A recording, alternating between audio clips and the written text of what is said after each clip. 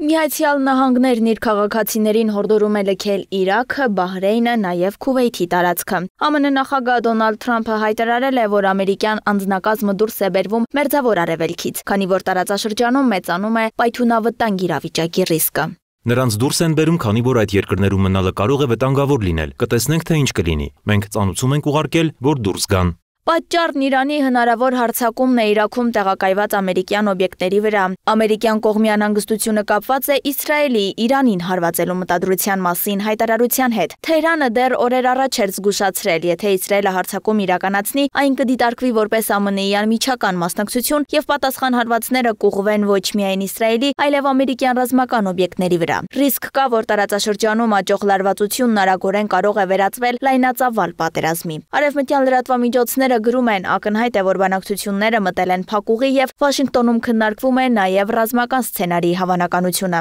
Իրավիճակը առավել սրվեց, երբ օրեր առաջ Իրանի Իսլամական հեղափոխության կորպուսը հայտնեց, որ իրենց ձեռքում են հայտնվել իսրայելական հետախուզության գաղտնի փաստաթղթեր, որոնք Իրանի պաշտպանության նախարարն իսկական գանձ որակեց։ Իսկ այսօր արդեն դրանց մի մասը հրապարակվել է, որոնցում նշվում է, որ ՄԱԳԱՏԵ-ի գլխավոր տնօրեն Ռաֆայել Գրոսին գործակցել է Իսրայելի հետ ընդդեմ Իրանի, կատարելով սիոնիստական ռեժիմի հանձնարարությունները։ Իսրայելի կառավարամետ լրագրող Յակով Բարդուգոն վարչապետ Նեթանյահուի մտերիմը լրատվամիջոցներին մեկին տված հարցազրույցում հայտարարել է, որ Իսրայելը շատ մոտ է Իրանի վրա հարձակմանը։ Նրա խոսքով Միացյալ Նահանգները չի կարողանում արդյունքի հասնել դիվանագիտական ուղիներով եւ Իսրայելը պատրաստվում է գործի անցնել կանխելու Իրանի միջուկային սպառնալիքը։ Ի պատասխան Իրանի բարձրաստիճան պաշտոնյաները հայտարարում են, պատրաստ են ամենավատ սցենարին։ Իրանի ազգային անվտանգության բարձրագույն խորհուրդը զգուշացրել է, որ եթե Իսրայելը հարձակում գործի, Իրանը պատասխան հարված կհասցնի, այդ թվում Իսրայելի գաղտնի միջուկային օբյեկտներին։ Մենք պատրաստ ենք ցանկացած սցենարի, եթե սիոնիստները սխալվեն, նրանց պատասխանը կլինի կործանարար, քան երբևէ։